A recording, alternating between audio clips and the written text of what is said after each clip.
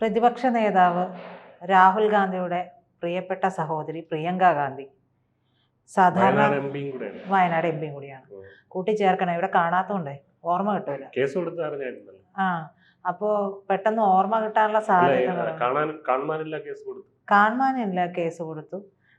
അപ്പോൾ അങ്ങനെയാണ് ആളുടെ ഒരു വിശേഷണം എന്ന് പറയുന്നത്. എന്തായാലും 36 സാധാരണ മോദിയുടെ നെഞ്ചത്തോട്ടാണ് കയറാറുള്ളത്. എന്ത് പറഞ്ഞാലും ആങ്ങളെയും പെങ്ങളും. അപ്പോ മോദി അതിനൊക്കെ മറുപടി കൊടുക്കാറുണ്ട്, മയത്തിലേ കൊടുക്കാറുള്ളൂ. കാരണം ബുദ്ധി ഇല്ലാത്തവരാണ് പൊതുവെ. പിന്നെ കൊടുക്കണമെങ്കിലും മൈൽഡായിട്ടൊക്കെ കൊടുക്കുള്ളൂ. കാരണം ഈ ബുദ്ധി ഇല്ലാത്തവരോട് നമ്മൾ തിരിച്ച് അതേ രീതിയിൽ കാണിക്കാൻ പറ്റില്ലല്ലോ. അങ്ങനെയാണ്. പക്ഷേ അതേ ആവേശത്തിൽ ആള് എന്നിട്ട് പ്രിയങ്ക ഗാന്ധി എന്ന് നെതന്യാഹുവിന്റെ നെഞ്ചത്ത് കയറിയെന്നും നെതന്യാഹു നാലായി കയറി ഭിത്തിയിൽ ഒട്ടിച്ചു എന്നൊക്കെ കേൾക്കുന്നുണ്ട്. എന്താണ് സംഭവം? നെതന്യാഹുവിനെ പേരെടുത്ത് പറഞ്ഞില്ല, ഇസ്രായേലിനെയാണ് പറഞ്ഞത്. എന്തായാലും അവിടുന്ന് തിരിച്ചതുപോലെ ഒരു മയത്തിലല്ല കിട്ടിയത്, നല്ല വൃത്തിയായി. സുരാജ് വെഞ്ഞാറമ്മോട് പറയില്ലേ, 2 ഓലക്കീറും ഒരു വെള്ളത്തുണി എടുത്തോ എന്നെ മൂടാൻ എന്ന് പറയില്ലേ, അതുപോലെ ഒരവസ്ഥയിലാക്കി വിട്ടിട്ടുണ്ട് നമ്മുടെ പ്രിയങ്ക ഗാന്ധിയെ. അതായത് ഇന്ത്യൻ പ്രധാനമന്ത്രി നരേന്ദ്രമോദിയുടെ നെഞ്ചത്ത് ചെണ്ടയാണല്ലോ, ആർക്കും വേണോ വന്ന് കൊട്ടാം, ആരും ഒന്നും പറയില്ല. അപ്പൊ അതുപോലെ പുള്ളിക്കാരി വിചാരിച്ചു ഇവിടെയും കൂടെ കയറി കൊട്ടാമെന്ന് വിചാരിച്ചു. പക്ഷെ അതൊന്നും നടന്നില്ല, കാര്യമായിട്ട് ഒത്തില്ല. ഒരു എന്താണ് ജനങ്ങളെ ഇപ്പൊ നരേന്ദ്രമോദിയുടെ കാര്യത്തിൽ ജനങ്ങളെ കൺഫ്യൂസ് ചെയ്യിപ്പിച്ചിട്ട് അങ്ങനെ ഒരു എന്താണ് ഭരണഘടന അട്ടിമറിക്കുന്നു, ഇലക്ഷൻ കമ്മീഷനും എന്താണ് ഇലക്ഷൻ കമ്മീഷനുമായിട്ട് ചേർന്ന് വോട്ട് കൊള്ളയടിക്കുന്നു എന്നൊക്കെ പറഞ്ഞ് എന്തെല്ലാമൊക്കെയോ പറയുന്നു. തെളിവ് എവിടെയെന്ന് വെച്ച് കഴിഞ്ഞാൽ അത് നമ്മൾ അങ്ങനെ അതല്ല, ഇതൊക്കെ അന്തർധാരയിലൂടെയൊക്കെയാണ് തെളിവുകൾ കിടക്കുന്നത്. അതുകൊണ്ട് നിങ്ങൾക്ക് പറഞ്ഞാൽ മനസ്സിലാവില്ല. ഭരണഘടനയിൽ ഞാൻ സത്യം ചെയ്തിട്ടുണ്ട് എന്തൊക്കെയാണ് രാഹുൽ ഗാന്ധി പറയുന്നത്. സത്യം എന്റെ തെളിവ് ഭരണഘടനയിലാണ്. ഞാൻ സത്യം ചെയ്തിരിക്കുന്ന ഭരണഘടനയിലാണ്. അദ്ദേഹം അത് പൂർണ്ണമായിട്ട് ഇപ്പോഴും വായിച്ചിട്ടുണ്ടോ എന്നുള്ളത് എനിക്കും സംശയമുണ്ട്. രാഹുൽ ഗാന്ധി എന്നാലും സുപ്രീം കോടതിയിലോട്ട് കാര്യങ്ങൾ പോകുമ്പോൾ നമ്മൾ കൺട്രോൾ എന്താണ് ഇതിന്റെ ഒരു രീതി നമ്മളിത് കുറേ നാളായിട്ട് കാണല്ലേ. സുപ്രീം കോടതിയിൽ പോകും, രാഹുൽ ഗാന്ധി മാപ്പ് പറയും, തടി വരും. ഇതാണ് നമ്മൾ സ്ഥിരം കണ്ടുകൊണ്ടിരിക്കുന്നത്. ഇവിടെ അത് വലിയ മാറ്റമൊന്നും ഉണ്ടാവുമെന്ന് തോന്നുന്നില്ല. സത്യത്തിൽ സുപ്രീം കോടതി ഒരു നിഷ്കർഷമാക്കണം. ഒരു വ്യക്തിക്ക് ഒരു 3 തവണയെ കൂടുതൽ മാപ്പ് പറഞ്ഞ് തടിയൂരാൻ പറ്റില്ല എന്നുള്ളത്. എന്നാ പെട്ട് 3 കഴിഞ്ഞല്ലോ. അതാ പറഞ്ഞത്, എങ്ങനെയാണെങ്കിൽ പെട്ട്. എന്തായാലും മോദി ഇറക്കാനായിട്ട് ഇവർ എന്താണ് ഇവരുടെ പഠിച്ച പരിപാടി 18, 19 ഒക്കെ ശ്രമിക്കുന്നുണ്ട്. പക്ഷെ അതിലൊന്നും നടക്കുന്നില്ല. അപ്പം അതിൻ്റെ ഫ്രസ്ട്രേഷനിൽ ഇന്ത്യയുടെ സുഹൃത്തുക്കളെ കൂടെ കയറി ഒന്ന് ചൊറിയാന്ന് വിചാരിച്ചു. അങ്ങനെയാണ് ആദ്യത്തെ പടിയായിട്ട് നമ്മളെ ഇസ്രായേലിനെ ഒന്ന് ചൊറിയാൻ നോക്കിയത്. അങ്ങനെ എന്താണ് ഇവർ ഉന്നയിക്കുന്ന ഒരു പ്രധാനപ്പെട്ട ആരോപണം എന്ന് പറഞ്ഞാൽ ഇസ്രായേലുമായിട്ട് ബന്ധപ്പെട്ട് ഇന്ത്യയും കൂടെ, അതായത് ഒരു വെടിക്ക് 2 പക്ഷി എന്ന് പറയുന്നത് ഇസ്രായേലിനും കൊട്ടുക, അതിൻ്റെ കൂട്ടത്തിൽ ഇന്ത്യയും കൂടെ കൊട്ടുക എന്നുള്ള രീതിയിലാണ് ചെയ്യുന്നത്. ഇത് ഇവരുടെ ഒരു പ്രധാനപ്പെട്ട രോദനം എന്ന് പറയുന്നത് നരേന്ദ്രമോദി അല്ലെങ്കിൽ ഈ പ്രധാനപ്പെട്ട അധികാരികൾ ആരും തന്നെ എന്താണ് ഈ ഇസ്രായേലിന് പാഠം പഠിപ്പിക്കാൻ മുതിരുന്നില്ല എന്നുള്ളതാണ് ഇതിൻ്റെ ഒരു കണ്ടന്റ്. ഇവരുടെ എന്താണെന്ന് പറയാം. അപ്പൊ ഈ ഇത്തരത്തിലുള്ള ഈ നരേന്ദ്രമോദിക്കും അല്ലെങ്കിൽ ഇന്ത്യയുടെ മറ്റ് ഭരണ അധികാരികളുമായിട്ടുള്ള ഇവരുടെ ഇത്തരത്തിലുള്ള ആരോപണങ്ങൾക്കൊന്നും സാധാരണ അവജ്ഞയോടെ തള്ളിക്കളയാറാണ്, അർഹിക്കുന്ന അവജ്ഞയോടെ തള്ളിക്കളയാറാണ്. പക്ഷെ ഇസ്രായേലിന് അതിന് നല്ല മറുപടി വന്നിരിക്കുകയാണ്. അത് നല്ലപോലെ കൊള്ളുന്ന മറുപടിയാണ് കൊടുത്തിരിക്കുന്നത്. അതായത് അത് അവർക്ക് പറയുന്നതിന്റെ അവർക്ക് ഇന്ത്യക്ക് അകത്തുള്ള കാര്യങ്ങൾ പറയുന്നതിൽ പരിധിയുണ്ട്. അപ്പൊ നരേന്ദ്രമോദിക്ക് പറയുന്നത് പോലെ പറയാൻ പറ്റില്ല. അപ്പൊ അവിടെ വാക്കുകൾക്കിടയിൽ നിന്ന് വായിച്ചോണം അതെന്താണെന്നുള്ളത്. അപ്പൊ അതിനകത്ത് നമുക്കതൊന്ന് ഡീകോഡ് ചെയ്ത് നോക്കാം. പോസ്റ്റ് ആദ്യം പ്രിയങ്ക ഗാന്ധി എന്താണ് പറഞ്ഞത് നമുക്ക് നോക്കാം. The Israeli state is committing genocide. അതായത് ഇസ്രായേൽ ഒരു വംശഹത്യയാണ് നടത്തുന്നത്. It has murdered over 6,000 people, 18,400 of whom were children. 60,000 ആളുകളെ ഇതിനോടകം ഇസ്രായേൽ കൊന്നു തള്ളിയിട്ടുണ്ട്. അതിൽ 18,400 കുട്ടികളാണ്. ഇതാണ് പറയുന്നത്. It has starved hundreds to death and is threatening to starve millions.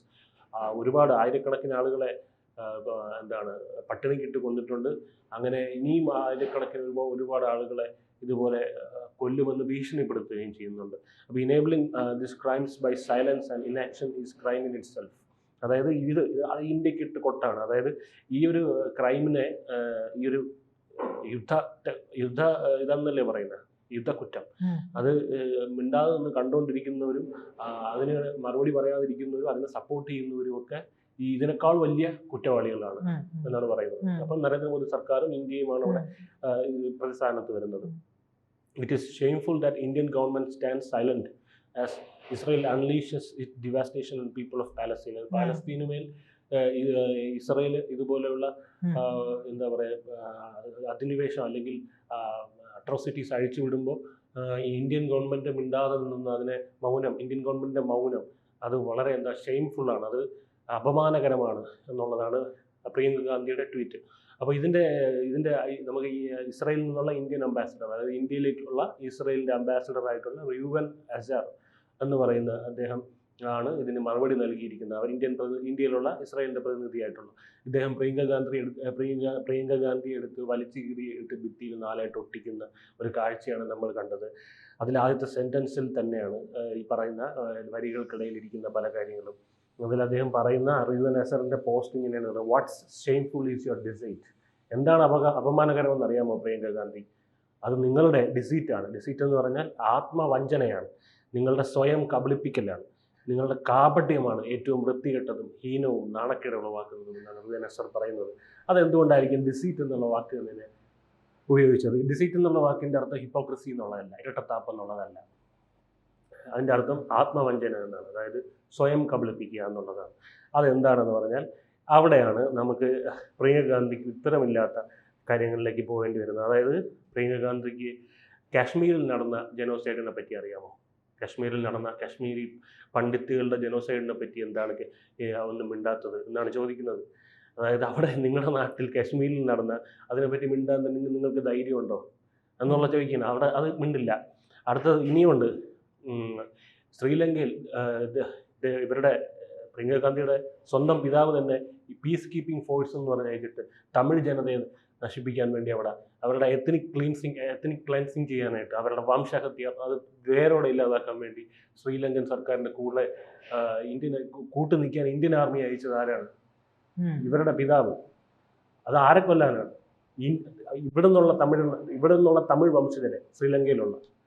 അപ്പം അതിനെപ്പറ്റി മിണ്ടാൻ ധൈര്യമുണ്ട്. ഇനി അടുത്തതാണ്, അതായത് ഇന്ദിരാഗാന്ധി കൊല്ലപ്പെട്ടതിന് ശേഷം സിഖ് ജനതയ്ക്ക് നേരെ അഴിച്ചുവിട്ട കലാപം അറിയായിരിക്കുമല്ലോ, കൂട്ടക്കൊല. കത്തിച്ച ടയറുകൾ എടുത്ത് കഴുത്തിലൂടെ ഇട്ട് കൊടുക്കുമായിരുന്നു. ഇതെല്ലാം ചെയ്തത് കോൺഗ്രസ് അനുകൂലികളാണ്. അതെന്താണ്? എത്നിക് ക്ലെൻസിങ് അല്ലേ? അതെന്താണ്? അത് ജനോസൈഡ് അല്ലേ? അപ്പോൾ അത്തരത്തിലുള്ള മറുപടികളാണ് ഇവിടെ തിരിച്ചു ചോദിച്ചത്. അത് കഴിഞ്ഞ് അദ്ദേഹം പറയുന്നത് ഇതിൽ ഏറ്റവും ഹമാസിൻ്റെ കാര്യങ്ങളിലേക്ക് കിടക്കുന്നു. ഹമാസ് ചെയ്യുന്ന ഏറ്റവും വൃത്തികെട്ട കാര്യം എന്താണെന്നറിയാമോ? അതായത് ജനങ്ങൾക്കിടയിൽ പോയി ഇവർ ഒളിച്ചിരിക്കുന്നു. അതായത് ജനങ്ങളിൽ ഇവരുടെ സ്കൂളുകളിലും മറ്റും ഇതുപോലത്തെ ഈ യുദ്ധസന്നാഹങ്ങൾ ഒരുക്കി വെച്ചിട്ട് അവിടെ തിരിച്ചടിക്കുമ്പോൾ ജനങ്ങളെ ഇവർ പടച്ചട്ടയാക്കി വെക്കുന്നത് കൊണ്ട് ഇതാ നമ്മുടെ ജനങ്ങളെ കൊന്നെടുക്കുന്നേ, കുട്ടികളെ കൊന്നെടുക്കുന്നേ, സ്ത്രീകളെ കൊന്നെടുക്കുന്നേ എന്നൊക്കെ ഇവർ പറയുന്നുണ്ട്. അത്തരത്തിൽ ആണ് ഈ ഹമാസ് കാണിച്ചു കൂട്ടുന്നത് എന്ന് ഇവർ പറയുന്നത്. അത് കഴിഞ്ഞ് ഇസ്രായേൽ ഈ ഗാസയിലേക്ക് കൊടുത്തയച്ച ഈ ഭക്ഷണപ്പൊതികൾ അതുപോലും ഹമാസ് അപഹരിക്കുകയോ അല്ലെങ്കിൽ അത് നശിപ്പിക്കുകയോ ചെയ്തിട്ടുണ്ട്. അങ്ങനെ നശിപ്പിച്ചിട്ടാണ് ഇത്തരത്തിലുള്ള പട്ടിണി കൊലപാതകങ്ങൾ അവിടെ ഉണ്ടാക്കുന്നതെന്നാണ് ഇദ്ദേഹം പറയുന്നത്. അത് മാത്രമല്ല, ഗാസയിലെ ജനങ്ങളെ പട്ടിണിക്ക് തള്ളിവിടുന്ന ഹമാസിനെയാണ് നിങ്ങൾ ന്യായീകരിക്കുന്നത് എന്നും അദ്ദേഹം പറയുന്നത്. ലോകശ്രദ്ധ പാലസ്തീനിലേക്ക് ആകർഷിക്കുന്നത്, അതായത് ഇത്തരത്തിൽ അങ്ങനെ ആകർഷിച്ചാൽ മാത്രമേ ഇത്തരത്തിലുള്ള ഫണ്ടുകൾ വരുമോ എന്നുള്ളത് ഈ ഹമാസിനറിയാം. അപ്പോൾ അങ്ങനെ വലിയ ഭീകരവാദികളൊക്കെ ഇവർ ബങ്കറിൽ നിന്നൊക്കെ പിടികൂടുമ്പോൾ അവിടെ നിന്നൊക്കെ ഈ സ്വർണ്ണ കൂമ്പാരം, അതായത് വലിയ സ്വർണ്ണ മലകളൊക്കെയാണ് കിട്ടുന്നത്. അതായത് ഈ ഹമാസിൻ്റെ തന്നെ 4 തലവന്മാരെ കയ്യിൽ നിന്ന്, ഓരോ തലവന്മാരെ കയ്യിൽ നിന്നും കിട്ടിയ സ്വത്തെന്ന് പറയുന്നത് $14 ബില്യൺ. അപ്പോൾ ഒന്ന് ആലോചിച്ച് നോക്കണം, ഈ ഹമാസിൽ ഉണ്ടാകുന്ന പട്ടിണിയും മറ്റു കാര്യങ്ങൾ, പലസ്തീനിൽ ഉണ്ടാകുന്ന പട്ടിണിയും മറ്റു കാര്യങ്ങളും, പാലസ്തീനിൻ്റെ ആ രാജ്യത്തിൻ്റെ അവസ്ഥയ്ക്ക് ആരാണ് ശരിക്കുള്ള കാരണക്കാരൻ? അവരുടെ ബങ്കറിൽ കൂട്ടിയിട്ടിരിക്കുന്ന 2 ചാക്ക് നിറയുള്ള സ്വർണവും മറ്റ് ഈ പറയുന്ന സ്വർണ്ണമല പോലെയൊക്കെയുള്ള ഇതൊക്കെയുള്ള കാര്യങ്ങളും ഒക്കെയാണ് ഇവിടെ നിന്ന് കണ്ടെത്തുന്നത്. അപ്പോൾ എന്തായാലും പിന്നീട് അദ്ദേഹം തുടർന്ന് പറയുന്നത് ഗാസ പോപ്പുലേഷൻ, അതായത് അവിടെ നിന്ന് അതായത് ഈ അദ്ദേഹത്തിൻ്റെ പോസ്റ്റിൽ തുടർന്ന് അദ്ദേഹം പറയുന്നത് ഗാസയുടെ പോപ്പുലേഷൻ 450%, അത് കഴിഞ്ഞ 50 വർഷത്തിനിടയ്ക്ക് 450% വർധനവുണ്ടായത്. അപ്പോൾ അവിടെ അതിലെങ്ങനെ നിങ്ങൾക്ക് ജനോസൈഡിനെ നിങ്ങൾക്ക് അതിനകത്ത് ആരോപിക്കാൻ കഴിയും? 450% കഴിഞ്ഞ 50% വർഷത്തിൽ വർധന ഉണ്ടായെങ്കിൽ. അപ്പോൾ ഹമാസ് ഇങ്ങോട്ട് ആക്രമിക്കുമ്പോഴത്തേക്ക് നമ്മൾ ഇസ്രയേൽ സഹിച്ചിരിക്കുകയായിരുന്നു. സഹി കെട്ടപ്പോഴാണ് ഞങ്ങൾ തിരിച്ചെടുത്തത്. തിരിച്ചടി തുടങ്ങുമ്പോഴത്തേക്ക് അത് നിർത്തിക്കഴിഞ്ഞാൽ ഇസ്രയേലിന് അത് വീണ്ടും വലിയ രീതിയിലുള്ള ഒരു പ്രശ്നമായിട്ട് പോയി. കാരണം നിർത്തുന്ന ആ സമയം നോക്കി ഇവർ വീണ്ടും ആക്രമിക്കും. അപ്പം ഞങ്ങളുടെ രാജ്യത്ത് ജനങ്ങൾ മരിച്ചു കഴിഞ്ഞാൽ നിങ്ങൾക്ക് മെഴുതിരി കത്തിക്കേണ്ട, നമ്മളുടെ കുട്ടികൾ മരിച്ചു കഴിഞ്ഞാൽ നിങ്ങൾക്ക് ഒരു പ്രശ്നവുമില്ല, നിങ്ങൾക്കൊരു എന്താ പറയുക, ഇവർ ഈ പറഞ്ഞത് തന്നെ ഗ്രേറ്റ തുൻബർഗ് എന്ന് പറയുന്ന ഒരു ഇതുണ്ടായിരുന്നു, പാരിസ്ഥിതിക പ്രവർത്തകരുണ്ട്.